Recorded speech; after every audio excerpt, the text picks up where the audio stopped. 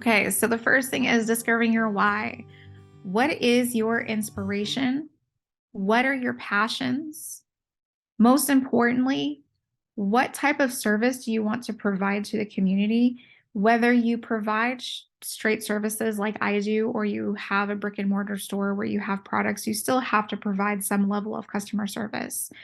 And with the products that you're selling, how are you serving the public? What are you drawn to? Most importantly, what repulses you?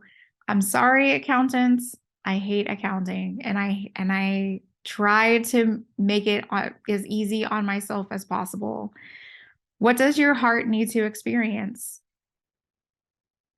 We're all at a time in life right now when we're all striving to make significant changes in our life, or we want to make those changes. And so, what is it really that you desire, and what emotions does that bring up for you? That's something that you should really sit with and think about and contemplate, because that is going to drive the next part of discovering your why.